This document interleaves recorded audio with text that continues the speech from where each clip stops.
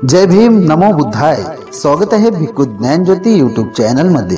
जर तुम्ही सुद्धा आपल्या चॅनलवर नवीन आला असाल तर चॅनलला सबस्क्राईब करा, व्हिडिओला लाईक करा आणि व्हिडिओ शेअर करायला विसरू नका.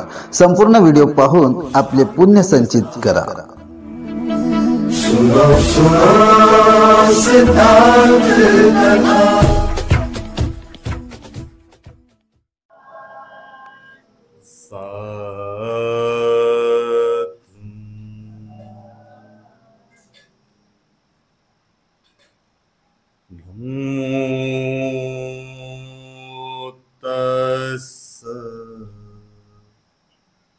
भगवतो अरहतो सम्मा सम्बुद्धस्स.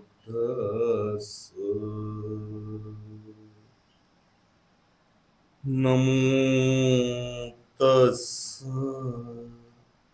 भगवतो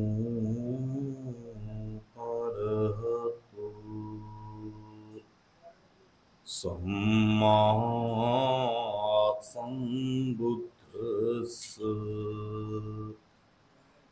नमो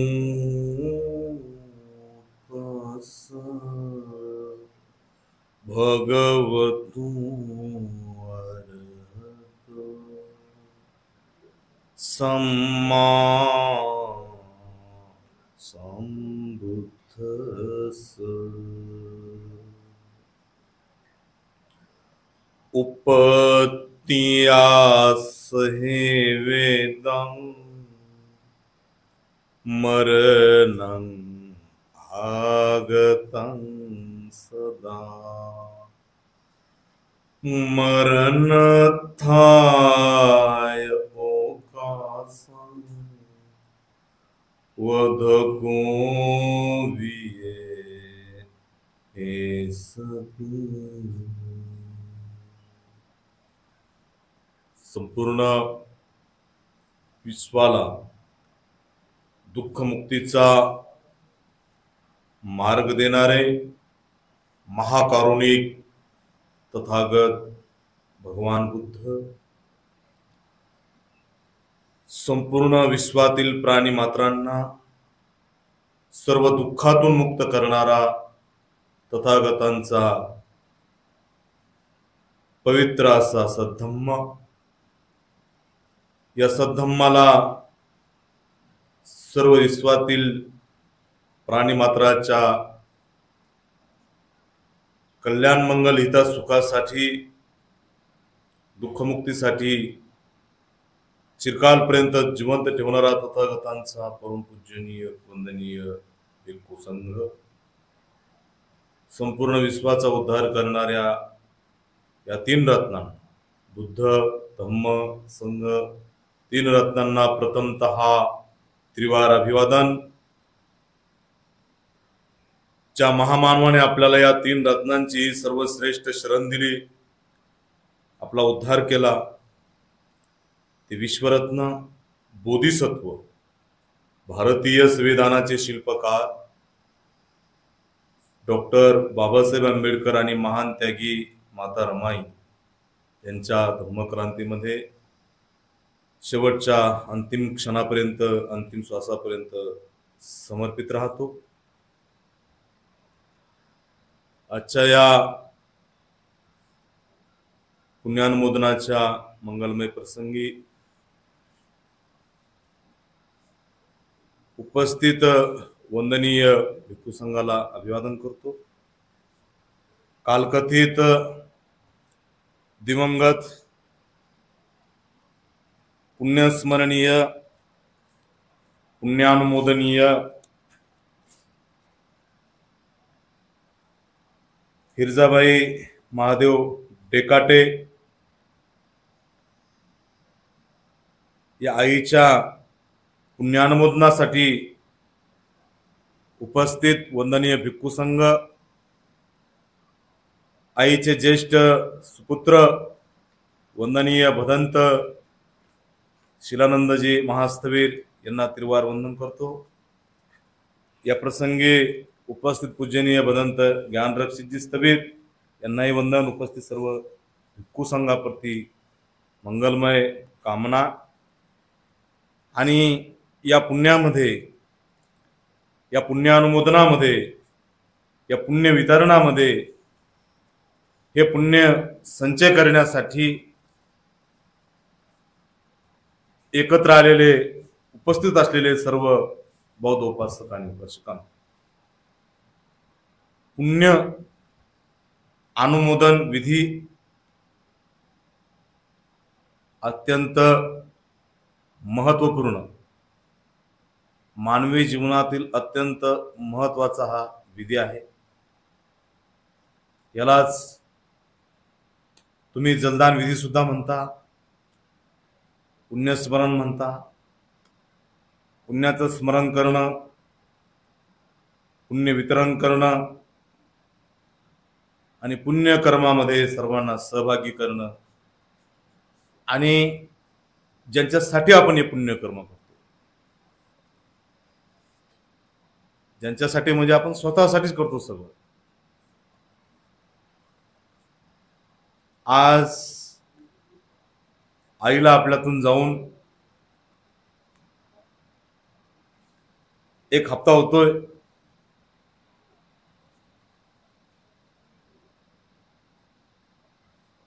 या एक हप्त्याच्या या कालावधीमध्ये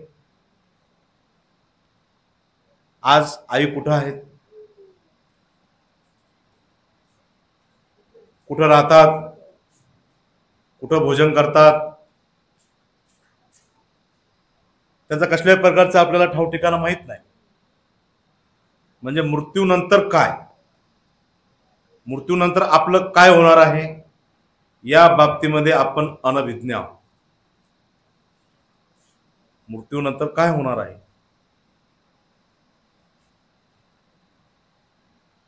याचा जरासही आपल्याला कोणालाच बोध नाही. मृत्यूनंतर काय,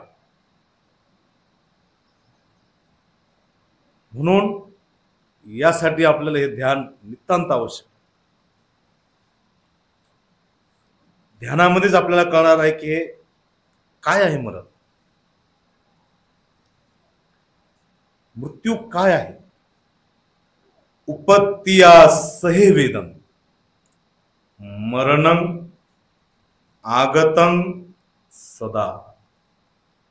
उपत्तिया सहे वेदं मरणं आगतं सदा. मरण थाय ओकासं वधको विये एस.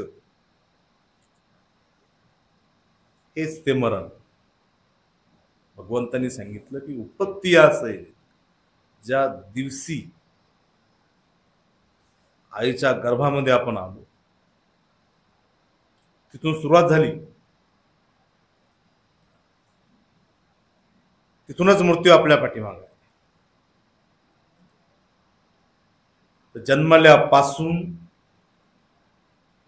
जो आपण एक एक क्षण जगतो आहोत, या प्रत्येक क्षणामध्ये आपल्याला मृत्यूचं भय आहे.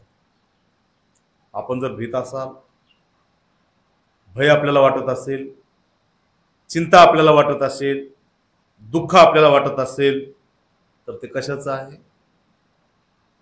ते केवळ आणि केवळ मृत्यूचं भय आहे. आणि हा मृत्यू त्या जिवंत प्राण्याला मारण्यासाठी वेळेचा, प्रत्येक क्षणाचा मोका शोधत असतो. क्षण प्रत्येक क्षण मृत्यू हा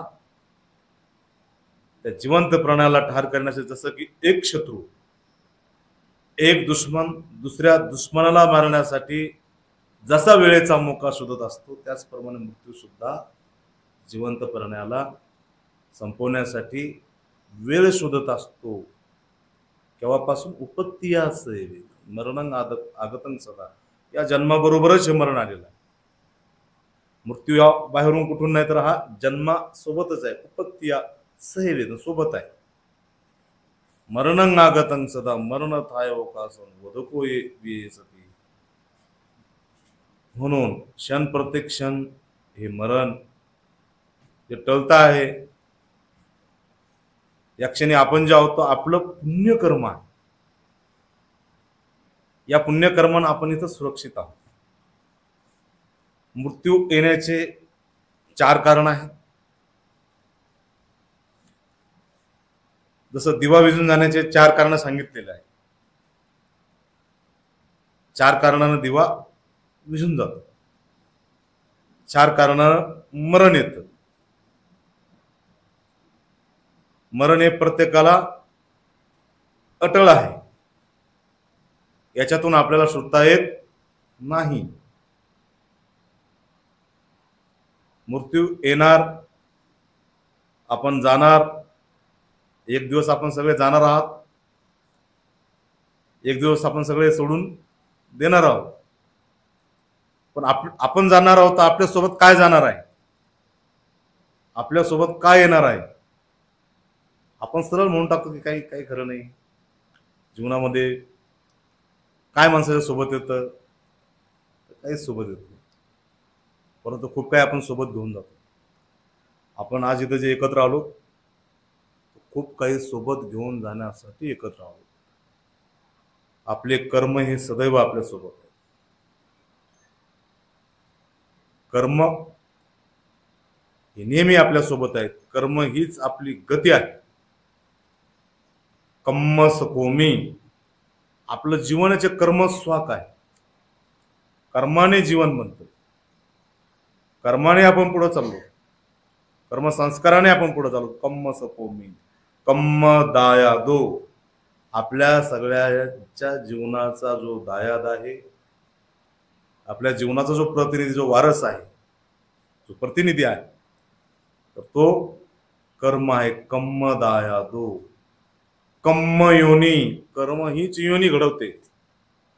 आपली जी पुढची गती आहे ते कर्म घडवतं. कर्म योनी, कर्म बंधू, कर्म हाच तुमचा सखा आहे, बंधू आहे, जीवलग आहे.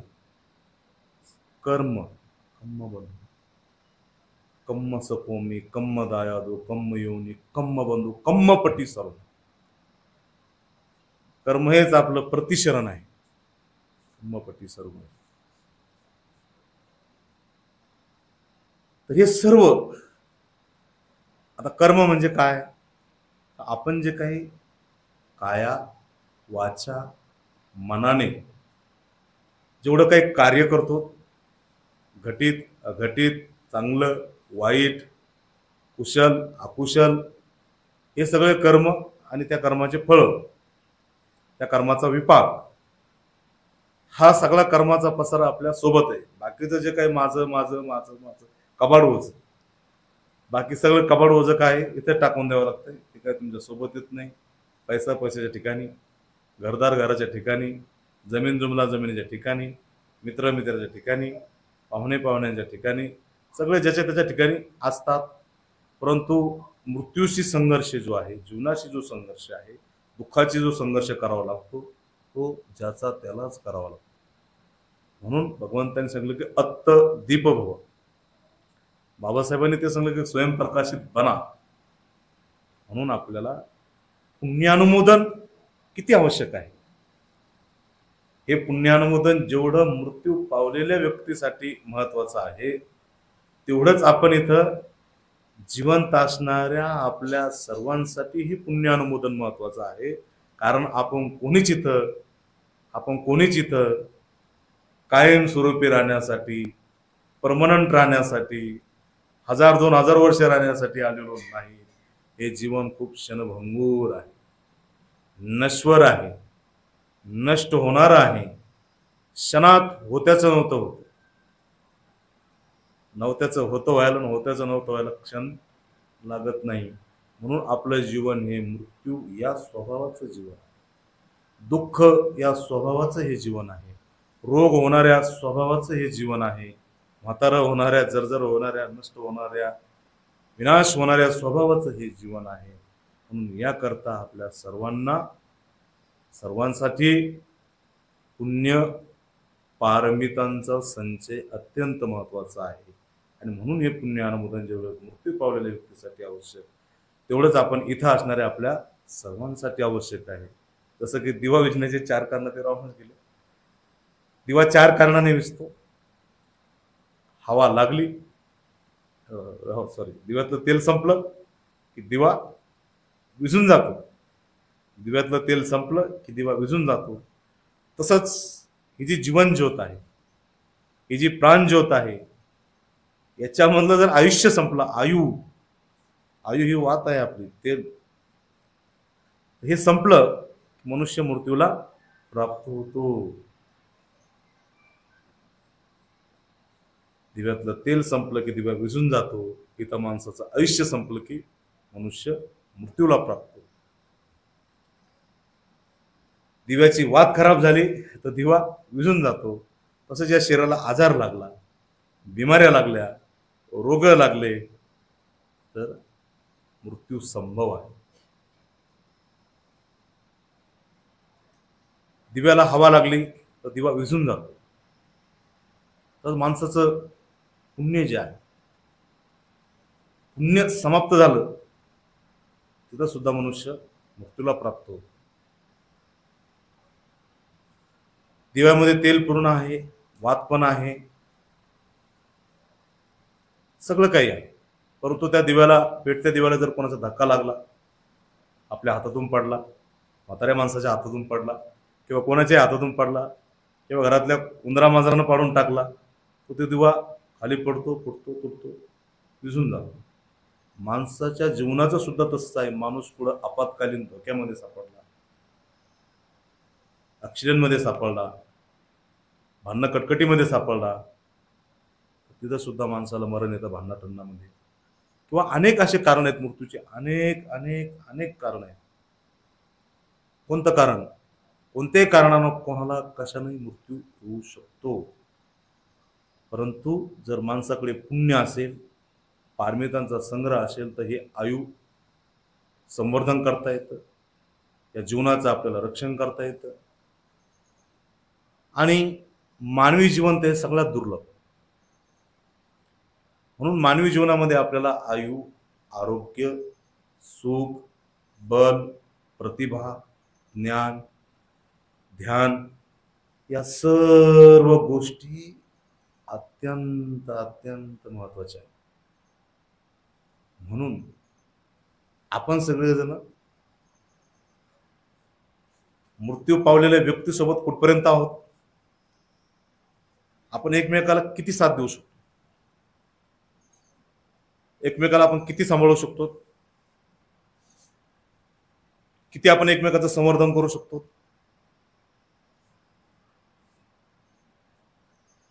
किती जरी आपण एकमेकाला सांभाळलं, परंतु मृत्यूपासून आपल्याला एकमेकाला सुरक्षित नाही करता येत.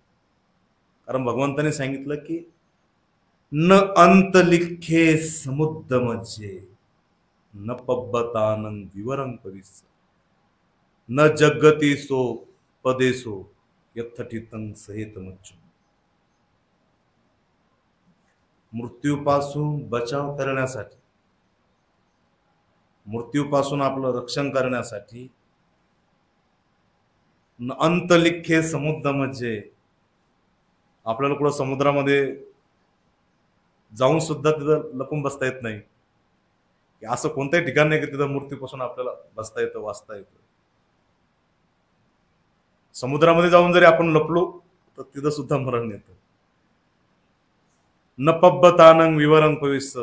आपण समजा मोठमोठे इकडे पर्वत आहेत, डोंगर आहेत, इकडे जर मरण आलं, आपल्याला वाटलं की आता काय खरं नाही, तिकडे जाऊन लपून राहा मरण येईपर्यंत, मरण जाईपर्यंत, तर तिथं सुद्धा पर्वताच्या गुफेमध्ये सुद्धा तिथं मरण येतं.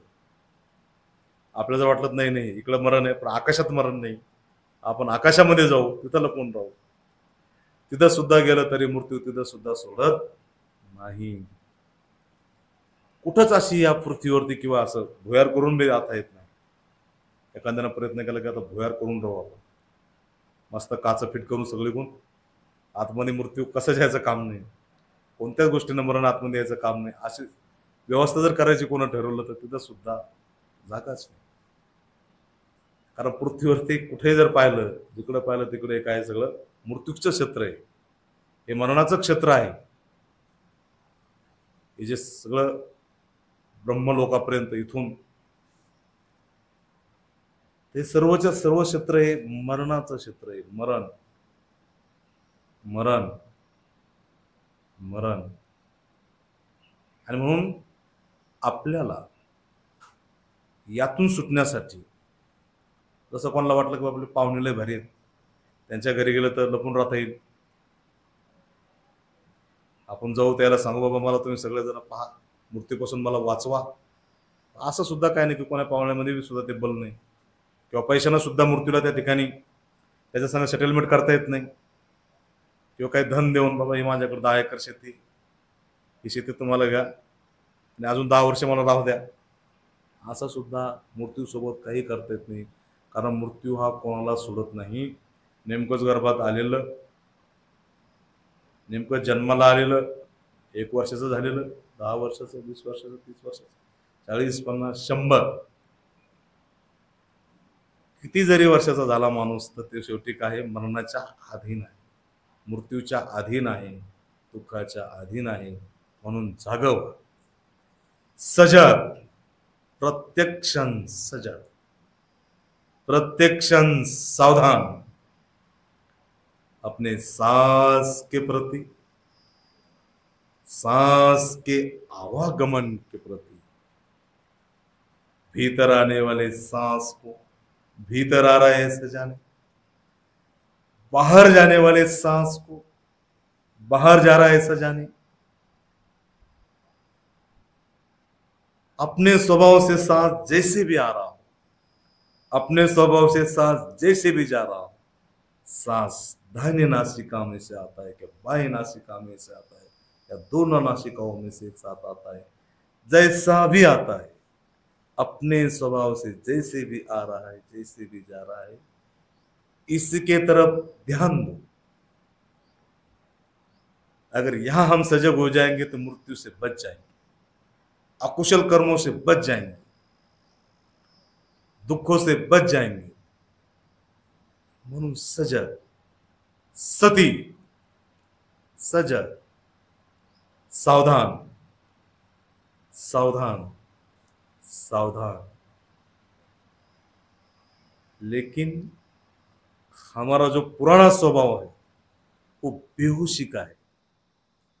बेहोश होना, बेहोश रहना और बेहोशी में रमन करना, बेहोशी में गमन करना, यही पुराना स्वभाव है, यही पुराना स्वभाव है, यही पुराना स्वभाव. इसे समझो, इसे समझो. यही तो हमारे दुख का कारण है, यही अविद्या है, यही अविद्या के संस्कार है. इसे जानो, इसे जानो. सांस खत्म तो सब कुछ खत्म. जोपर्यंत या शरीराचा श्वास सुरू आहे तोपर्यंत आपली जीवन यात्रा सुरू आहे. आपण जिवंत कशावरती आहोत? कशावरती आपण जिवंत आहेत? सगळ्यात प्रमुख श्वास आहे या शरीराचा, शरीराची जी जीवनधारा आहे. आणि म्हणून ज्या श्वासामध्ये तुम्हाला जिवंत ठेवण्याची शक्ती आहे तर त्या श्वासामध्ये, त्याच आनापानमध्ये तुम्हाला सगळ्या दुःखातून मुक्त करण्याची शक्ती, तुम्हाला दुःखातून मुक्त करण्याचं बल, तुम्हाला दुःखातून मुक्त करण्याची ताकद सुद्धा कशामध्ये आहे? ज्ञान प्राप्त करून द्यायची ताकद सुद्धा कशामध्ये आहे? या सतीमध्ये आहे, आनापान सतीमध्ये आहे. म्हणून भगवान बुद्ध सांगतात की सो सतोव अससती, सतोव पससती. येणारा जाणारा प्रत्येक श्वास हा जागृत राहून, सजग राहून त्या श्वासावरती आपण ध्यान देऊ. विसरून जा भूतकाळ. आपण आनापान सती करायला लागलो, ध्यान करायला लागलो तर आपलं मन लगेच भूतकाळात पळून जातं, लगेच मन फरार होऊन जातं, लगेच मन आपल्याला दूर घेऊन जातं. कुठून? या श्वासापासून आपल्याला अलग करतं.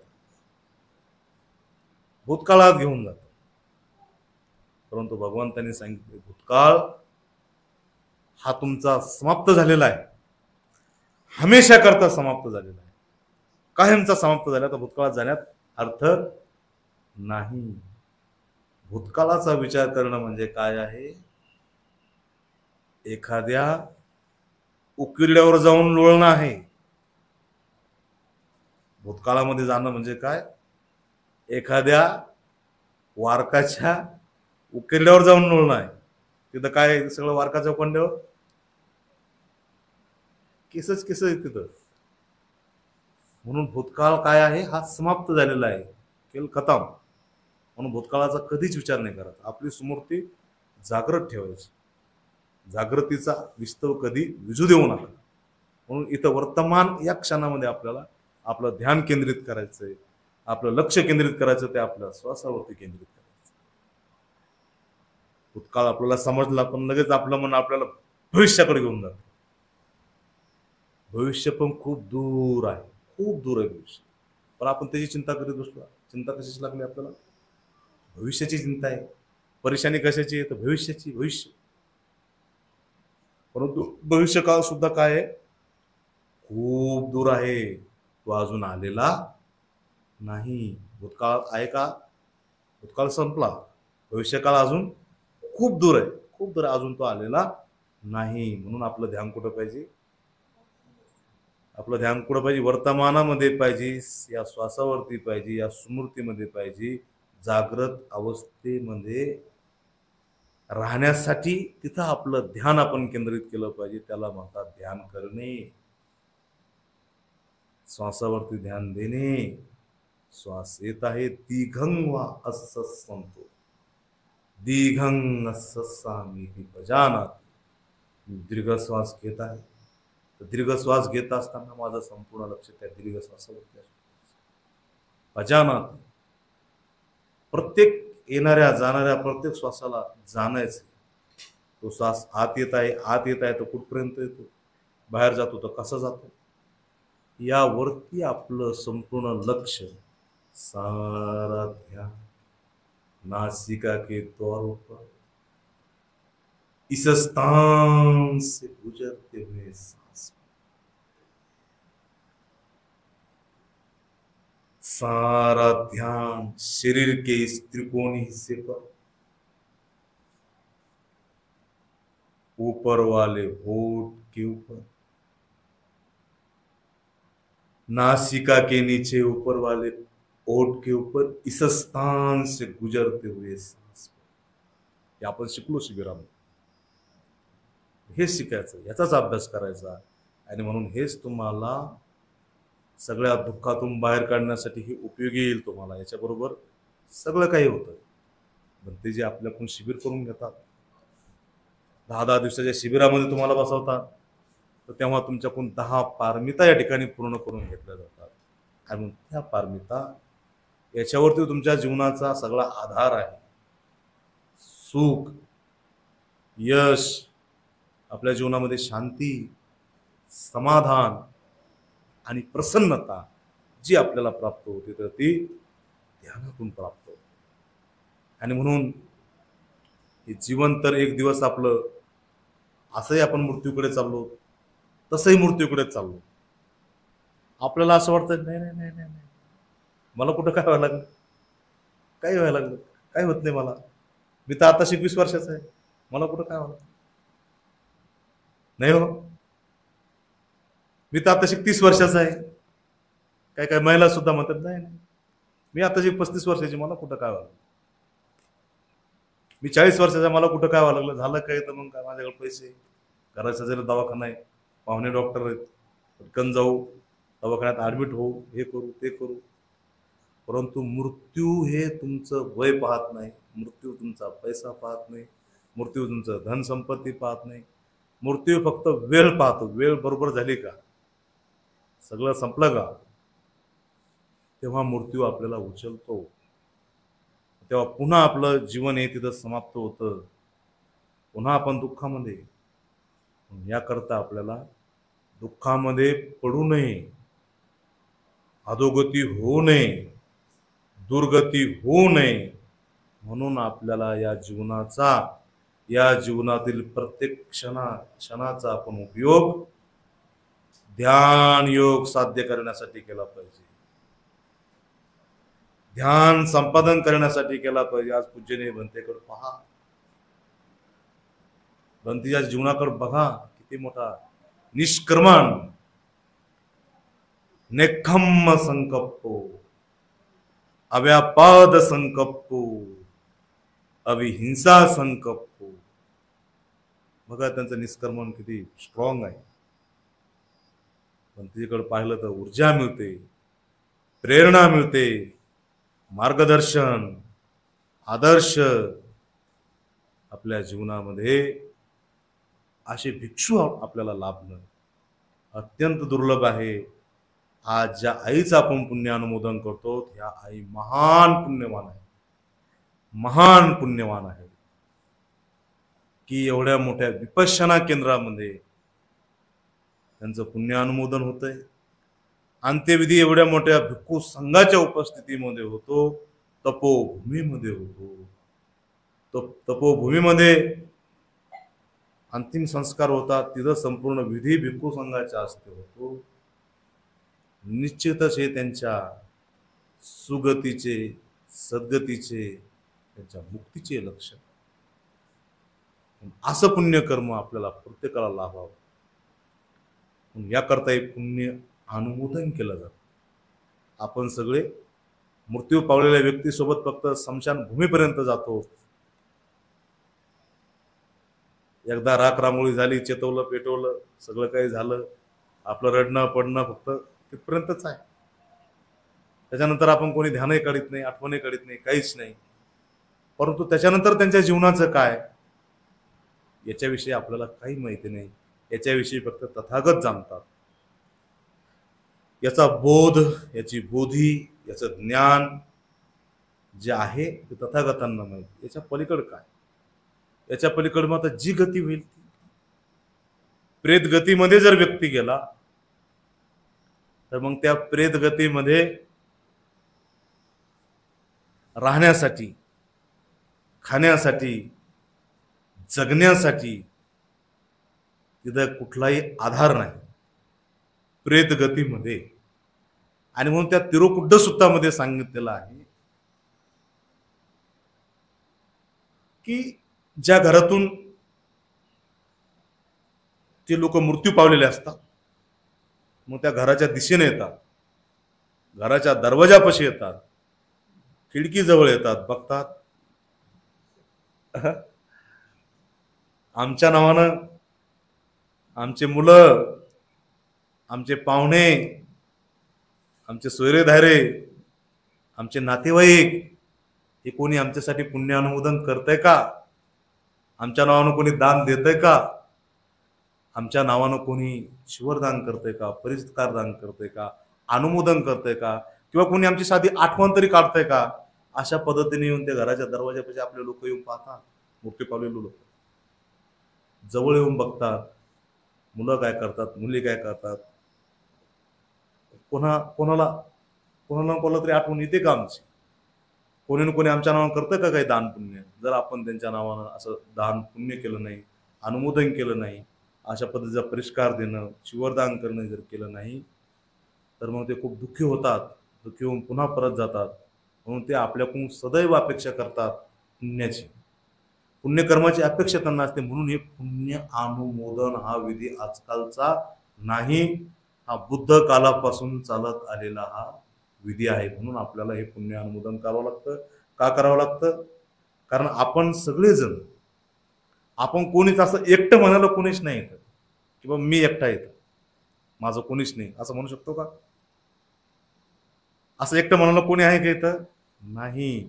आपण जे आलेलो आहोत, तर आपण हे नातेवाईक परंपरेतून आलेलो आहोत.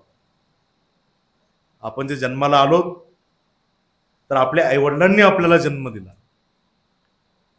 ज्या आईवडिलांनी आपल्याला जन्म दिला ते आपले कोण?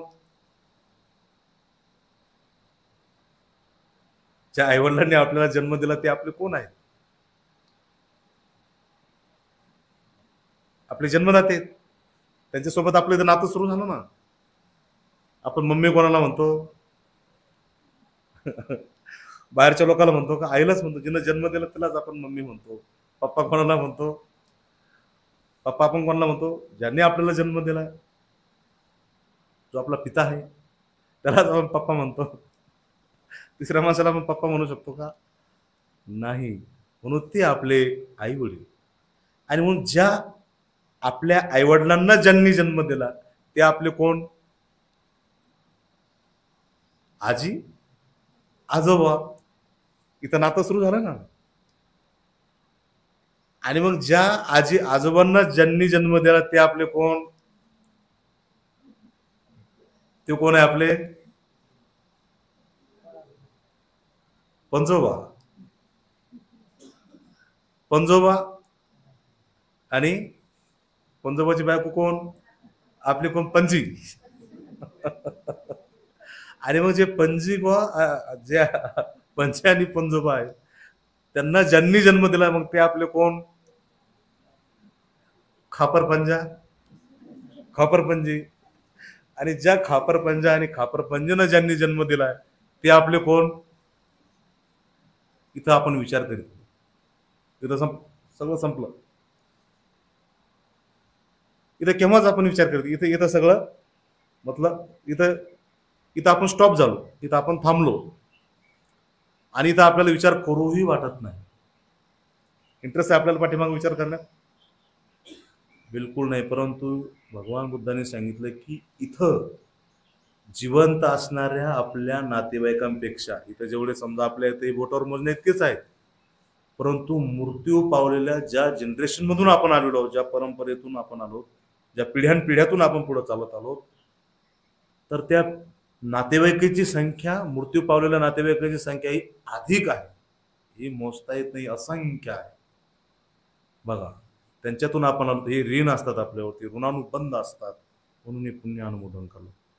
सगळ्यात जास्त ऋण हे माता पित्यांचे असतात, की त्यांच्यामुळे आपल्याला ही दुनिया पाहायला मिळते, त्यांच्यामुळे आपण हे सगळं जग पाहतो, त्यांच्यामुळे आपण सुरक्षित, त्यांच्यामुळे आपण हे सगळं काही. म्हणून हे पुण्यानुमोदन यासाठी करावं लागतं की आपण हे सगळे एकमेकाचं आपल्यावरती केव्हा ना केव्हा ऋण आपल्याला परत करावं लागतं. म्हणून या पुण्याच्या माध्यमातून, या मैत्री भावनेच्या माध्यमातून, या साधनेच्या माध्यमातून, या तपण्याच्या माध्यमातून, ध्यान करण्याच्या माध्यमातून, विपश्यना करण्याच्या माध्यमातून आपण हे ऋण चुकवण्याचं काम केलं पाहिजे, पुण्य अनुमोदन करण्याचं काम केलं पाहिजे, ऋणामध्ये कृतज्ञता व्यक्त करण्याचं काम केलं. कृतज्ञता, माता पित्यांविषयी कृतज्ञता, आई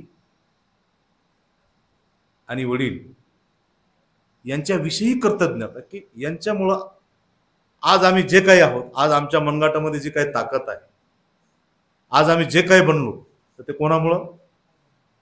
आई वडिलांमुळे. भगवान बुद्ध आणि बाबासाहेबांनंतर आमच्यासाठी कोण असतील?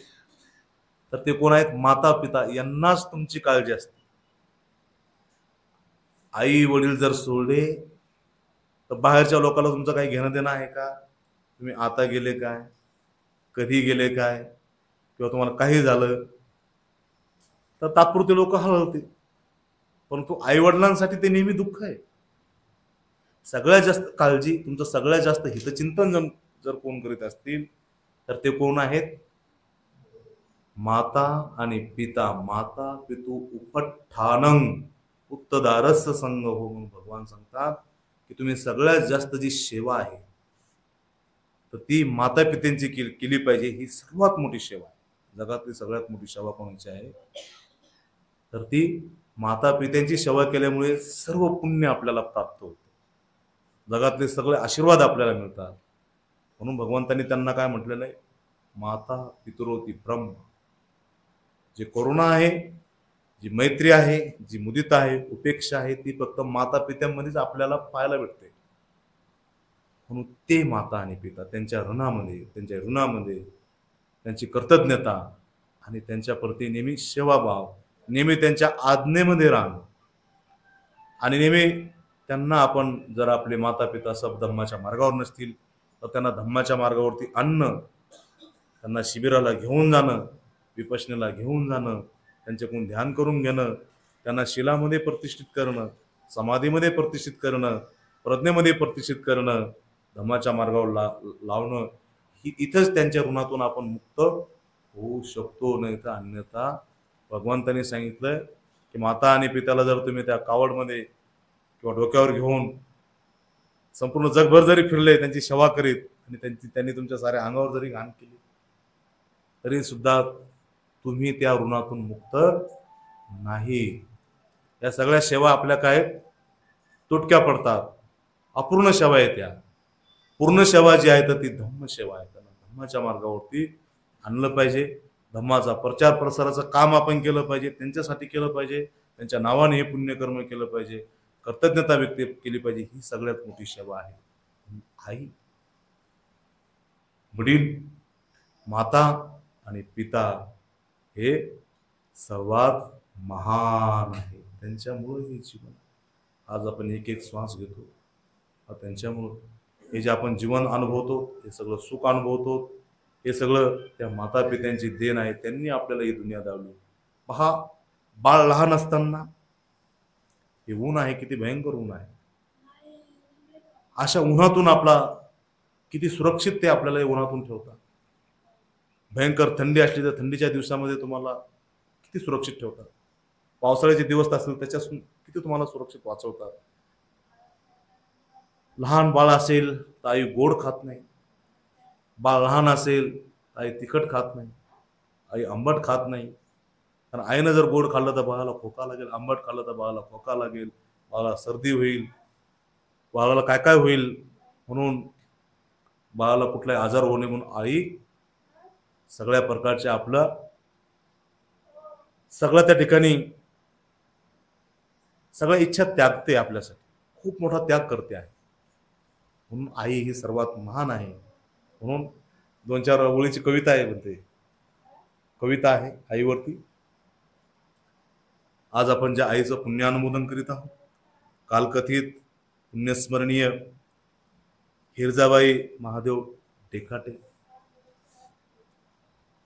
आज या आईने आपल्या जीवनामध्ये महान पुण्याचं काम केलं की त्यांच्या कुळातून, त्यांच्या कुशीतून, त्यांच्या पोटी असा धुतांगधारी भिक्षू म्हणजे तो एका सिंहासारखा असतो. मार त्यालाच घाबरतो, माराचं त्याच्या पुढं काही चालत नाही. अशा पद्धतीचं हे भिक्षू जीवन जगणारा असा एक हिरा पैदा केला. अशा भिक्षूला जन्म दिला तर ती आई किती महान. आणि म्हणून आईवरती एक कविता आहे, ऐका लक्षपूर्वक सर्वांनी. भोले दिशाया दाही आहे महान आई. संपूर्ण जग म्हणतं आई महान आहे. आपले माता पिता हे महान आहे. त्यांच्यामुळे सगळं जग सुखी आहे. त्यांच्यामुळे आपलं जग आहे. माता पित्यांमुळेच आपली दुनिया आहे. म्हणून सगळ्या दिशा म्हणतात भोले भोले दिशाया दाही आहे महान आई. आई हुनी महान, आई हुनी महान, या जगात कोणी नाही. बोले बोले दिशाया दाही आहे महान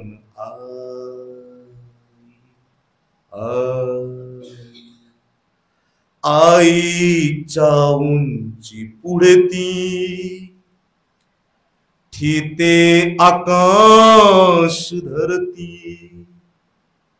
आईची उंची, आईच्या प्रेमाची उंची, आईच्या करुणेची, मैत्रीची जी उंची आहे, तिच्या पुढे हे धरती आसमान हे चिटा आहे. आईच्या उंची पुढे ती ठीते आकाश धरती. आईला मापणारे, आईला मापणारे शब्द जगात नाही. बोले दिशा या दाही आहे महान आई.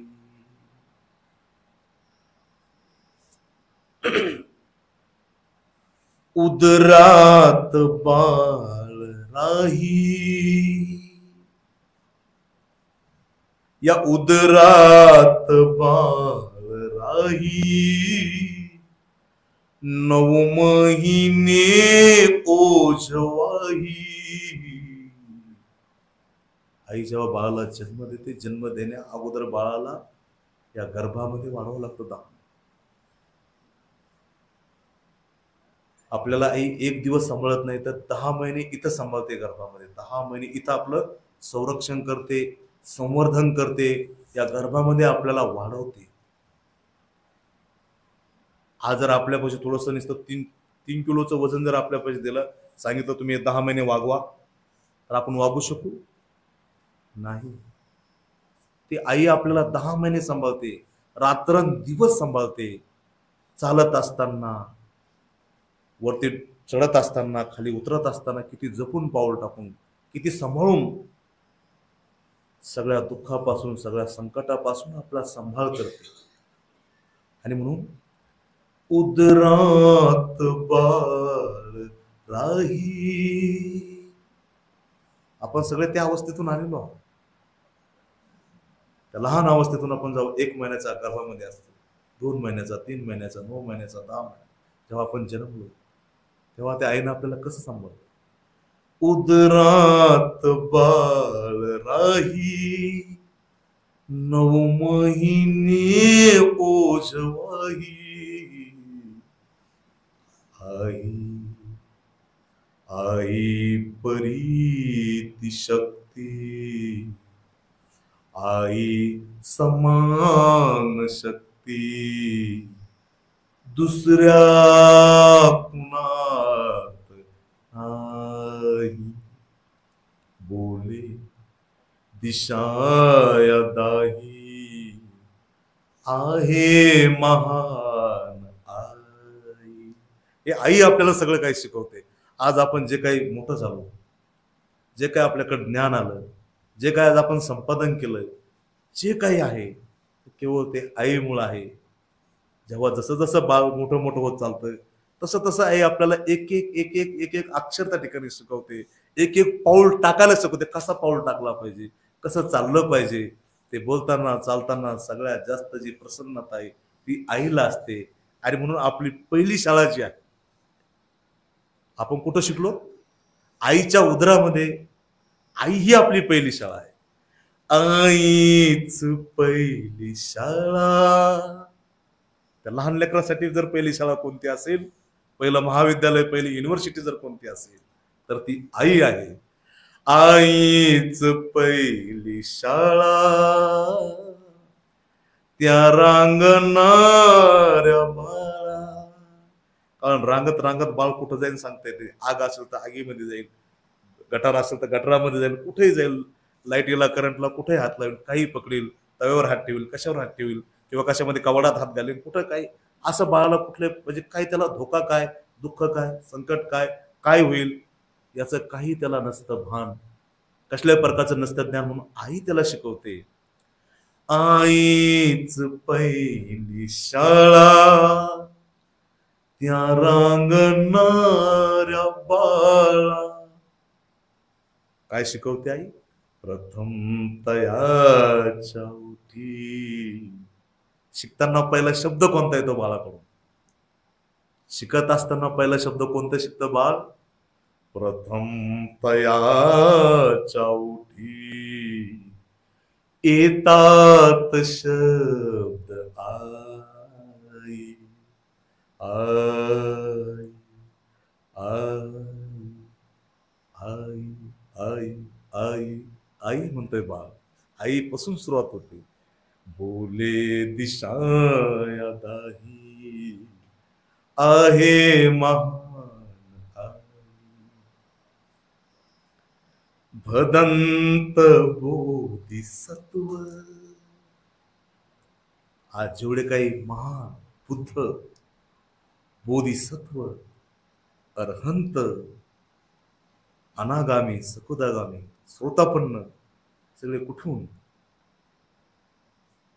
भदंत बोधिसत्व, शास्त्रज्ञ शीलवंत, झालेत कीर्तिवंत, झालेत कीर्तिवंत, घडले आईच्या पायी. बोले दिशाया दाही आहे महान आई. एवढे महान ऋण आहेत आईचे. केवढं महान बनवते आई. कोणत्याच आईला वाटत नाही की माझं लेकरू बिघडलं पाहिजे. आई प्रत्येक क्षणी माझा हिरा, माझा लाल, माझा मुलगा हा सर्वात श्रेष्ठ बनला पाहिजे असंच हितचिंतन ते माता पिता करीत असतात. आणि म्हणून त्यांचे खूप मोठे ऋण आपल्यावरती असतात. आपल्याकडून काही चुकलं हुकलं, काही चुका बी झाल्या तर ते पदरात घेण्याची हिंमत फक्त आईच ठेवते. सगळ्या चुका माफ करण्याची शक्ती फक्त त्या माता पित्यांमध्येच आहे. आणि म्हणून किती मोठे ऋण त्यांचे आहेत, किती मोठी कृतज्ञता, किती मोठी करुणा आहे. आई करुणेचा सागर, आई करुणेचा सागर, आई ऋणांचा डोंगर, आई करुणेचा सागर, आई ऋणांचा डोंगर. आईचे ऋण फिटणे, आईचे ऋण फिटणे, कदापि शक्य नाही. म्हणून या सगळ्या दिशा म्हणतात, सगळं जग म्हणतंय बोले दिशाया दाही आहे महान आई. आई हुनी महान, आई हुनी महान,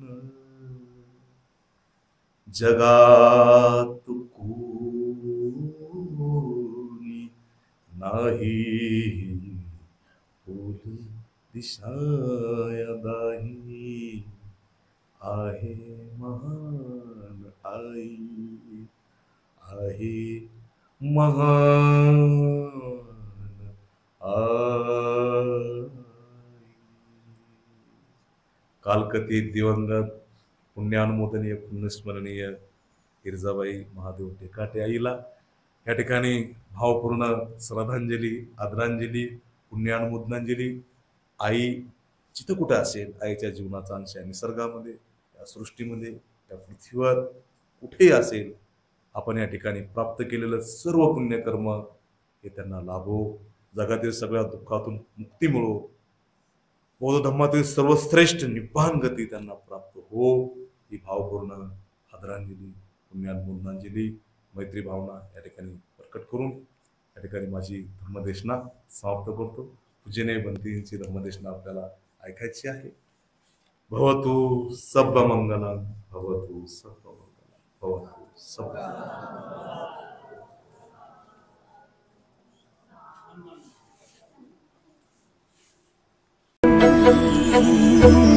असेच नवनवीन व्हिडिओसह भेटू पुढील व्हिडिओमध्ये. तोपर्यंत जय भीम, नमो बुद्धाय. सुनो सुनो सिद्धांत कथा.